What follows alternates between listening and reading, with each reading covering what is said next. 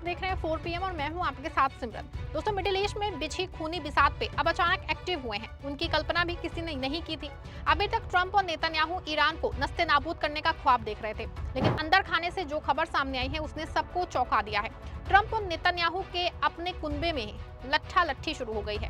अमेरिकी उपराष्ट्रपति JD Vance और इजरायली प्रधानमंत्री बेंजामिन नेतन्याहू के बीच ऐसी ठनी है कि वॉशिंगटन से तेल अवीव तक हड़कंप मचा है। लेकिन आज की सबसे सनसनीखेज खबर पाकिस्तान से है। जंग के बीच अचानक पाकिस्तान इजरायल पे इस कदर भड़क गए हैं कि उसने कूटनीतिक मर्यादाओं की धज्जियां उड़ा दी है। आखिर पाकिस्तान ने ऐसा क्या कर दिया है कि नेतन्याहू की रातों की नींद उड़ गई है? और क्या यूएई ने अपने बरसों पुरानी अरब पहचान को ताक पे रख के अमेरिका के साथ इस हवस की जंग में हाथ मिला लिया है?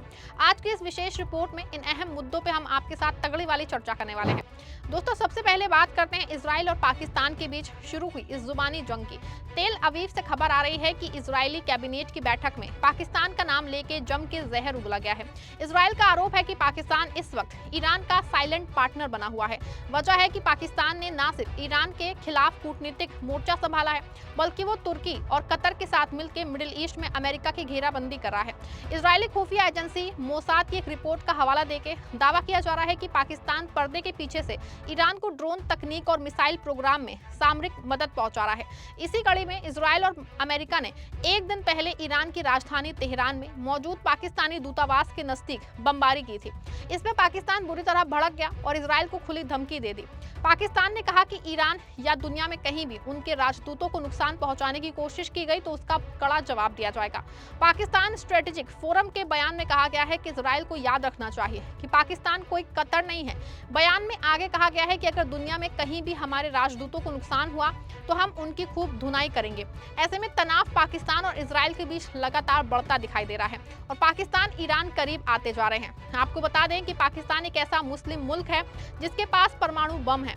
ऐसे में नेतन्याहू की चिढ़ आप समझ सकते हैं। उन्हें कहीं ना कहीं ये डर जरूर सता रहा है कि अगर पाकिस्तान जैसा परमाणु संपन्न मुल्क ईरान के पीछे चट्टान की तरह खड़ा हो गया तो इजराइल का अजेय होने का भ्रम टूट जाएगा। पाकिस्तान ने साफ कह दिया है कि वो किसी भी सूरत में ईरान के परमाणु रिएक्टरों पे हमला बर्दाश्त नहीं करेगा।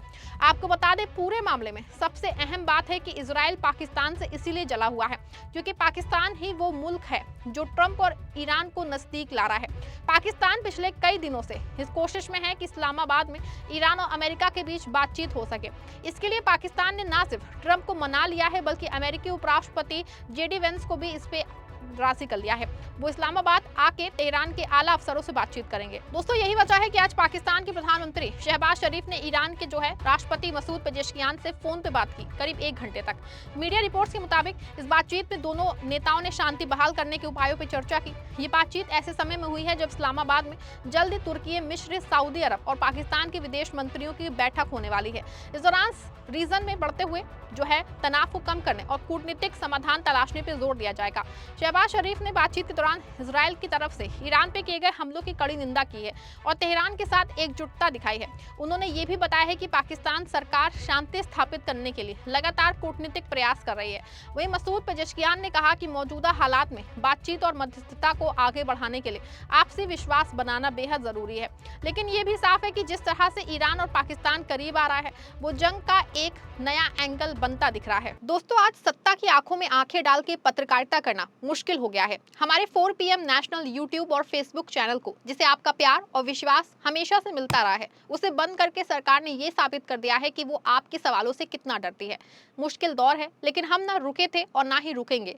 हम सच के लिए हमेशा लड़ते रहेंगे। ऐसे में 4 PM यूपी को ज्यादा से ज्यादा ज्वाइन करें और स्वतंत्र पत्रकारिता को जिंदा रखने के लिए जितना हो सके उतना हमारा आर्थिक सहयोग करें। आपके सहयोग से ये जंग हम जीत के रहेंगे। दोस्तों, एक और जहां पाकिस्तान और इजराइल एक दूसरे के खिलाफ बयानबाजी कर रहे हैं, वहीं दूसरी ओर ट्रंप के अपने घर में ही महाभारत छिड़ गई है। खबर है कि अमेरिकी उपराष्ट्रपति जेडी वेंस और बेंजामिन नेतन्याहू के बीच फोन पे जो तू मैं हुई है उसने व्हाइट हाउस की पोल खोल दी है। वॉल स्ट्रीट जर्नल की रिपोर्ट के मुताबिक जेडी वेंस ने नेतन्याहू को 2 टूक शब्दों में कह दिया है कि मिस्टर प्राइम मिनिस्टर, अमेरिका अब आपकी निजी खुन्नस की कीमत अपने सैनिकों के खून और अपने डॉलर से नहीं चुकाएगा। जेडी वेंस को बखूबी समझ आ रहा है कि 28 दिनों की इस जंग ने अमेरिका की अर्थव्यवस्था को वेंटिलेटर पर लाके पहुंचा दिया है। वेंस अब अमेरिका फर्स्ट का नारा बुलंद कर रहे हैं और इस अंतहीन जंग से हाथ खींचना चाहते हैं। वेंस का तर्क है कि अमेरिका का पैसा इजराइल के बमों में स्वाहा हो रहा है, जबकि अमेरिकी जनता महंगाई से कराह रही है। नेतन्याहू और वेंस की ये तल्खी चीख चीख के कह रही है कि ये अपवित्र गठबंधन अब टूटने की कगार पे है। ट्रम्प साहब अब आपका अपना नायाब ही आपकी वॉर पॉलिसी पे थू थू कर रहा है, तो आप दुनिया को खाक जीतेंगे। लेकिन इस पूरी कहानी का सबसे खतरनाक मोड़ है यूए का अमेरिका के साथ खड़ा होना। खाड़ी देशों में हड़कंप है क्योंकि संयुक्त अरब अमीरात अब खुल के अमेरिका के साथ इसी खूनी खेल में शामिल हो गया है। खबरें आ रही हैं कि यूए ने न सिर्फ अपने अल धफरा जैसे राजनीतिक एयरबेस जो है अमेरिकी फाइटर जेट्स के लिए पूरी तरह खोल दिया है, बल्कि वो ईरान के खिलाफ इंटेलिजेंस शेयरिंग में भी अमेरिका का मोहरा बन गया है। यूएई को लग रहा है कि अमेरिका की गोद में बैठ के वो महफूज होगा, लेकिन वो ये भूल रहा है कि भूगोल बदलता नहीं जा सकता है। ईरान उसका पड़ोसी है। अगर तेहरान ने पलटवार किया तो दुबई के वो बुर्ज खलीफा और अबू धाबी के आलीशान टावर रेत के महल की तरह ढह जाएंगे। ट्रंप ने अपनी धौस और डॉलर का लालच दिखा के यूएई को इस दलदल में खींच लिया है, लेकिन क्या यूएई के हुक्मरान जानते हैं कि वो अपने आने वाली नस्लों को बारूद की गन तोहफे में दे रहे हैं? ये अरब एकता की पीठ में छुरा खोपने जैसा है।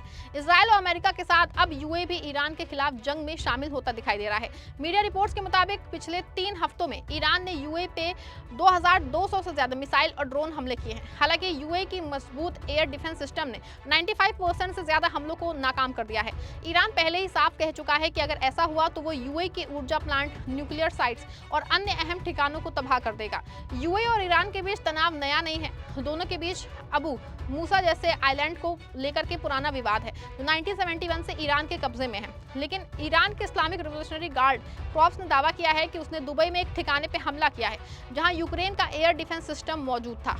ईरानी अधिकारियों के मुताबिक इस ठिकाने का इस्तेमाल जो है अमेरिकी सेना की मदद के लिए किया जा रहा था। ईरान की इमरजेंसी कमांड की तरफ से जारी बयान में कहा गया है कि हमले के समय वहां 21 यूक्रेनी नागरिक मौजूद थे और इस ऑपरेशन में पूरे कैंपस को तबाह किया गया है। ईरान की न्यूज एजेंसी फॉर्म के हवाले से ये भी कहा गया है कि इन लोगों के मारे जाने की आशंका है। हालांकि इस दावे की अब तक स्वतंत्र पुष्टि नहीं हुई है।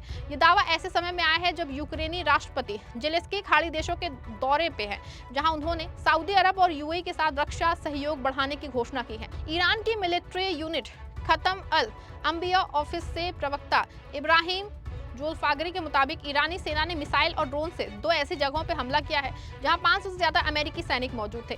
उनका दावा है कि इन हमलों में भारी नुकसान हुआ है। ईरानी अधिकारी ने कहा है कि अमेरिकी सेना पहले ही अपने ठिकानों से भाग के छिप रही है। उन्होंने अमेरिका को चेतावनी देते हुए कहा कि अगर हालात ऐसे ही रहे तो ये क्षेत्र अमेरिकी सैनिकों के लिए कब्रिस्तान बन जाएगा। ट्रंप साहब, नेतन्याहू जी, याद रखिए, इतिहास गवाह है कि जिसने भी अपनी हवस के लिए मासूमों का खून बहाया है उसका अंजाम बुरा ही हुआ है। आप पाकिस्तान को धमका रहे हैं, अपने ही उपराष्ट्रपति से भिड़ रहे हैं और यूएई जैसे मुल्कों को बलि का बकरा बना रहे हैं, लेकिन ये आग एक दिन आपके घर तक भी जाएगी। आपको क्या लगता है दोस्तों कि जेडी वेंस की ये बगावत ट्रंप को पीछे हटने में मजबूर करेगी या पाकिस्तान और ईरान का ये साइलेंट गठबंधन इजराइल के अहंकार को तोड़ देगा? अपनी राय कमेंट में दीजिएगा, वीडियो को लाइक और शेयर करिएगा।